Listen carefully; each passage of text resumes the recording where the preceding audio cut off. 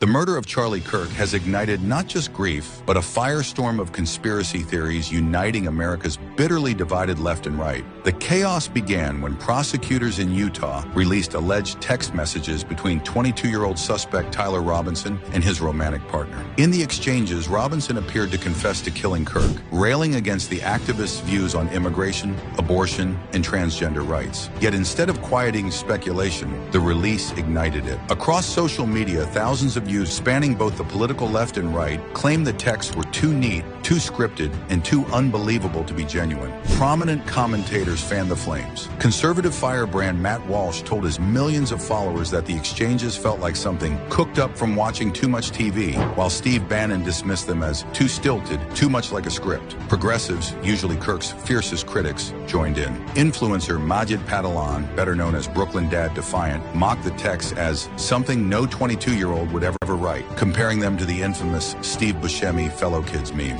Liberal commentator Joanne Carducci, known online as Jojo Fromgers, summed up the rare unity. "We cannot agree on a damn thing anymore, but we agree on this." The skepticism illustrates a familiar pattern in the U.S., where high-profile acts of violence routinely give rise to feverish speculation. The 2022 Uvalde school massacre, the 2018 Parkland shooting, and even the 2017 Las Vegas attack all spawned elaborate claims of government cover-ups designed to erode gun rights. In June, when a Minnesota state lawmaker and her husband were gunned down, online circles falsely pinned the attack on Democratic operatives, despite evidence showing the accused gunman held staunchly conservative views. Experts say Kirk's assassination has struck a nerve because it carries cross-ideological appeal. Eric Oliver, a political scientist at the University of Chicago, compared the reaction to conspiracy theories surrounding Jeffrey Epstein and Big Pharma. Stories that tap into distrust across the spectrum. People are emotionally charged and will gravitate to narratives that rationalize fear,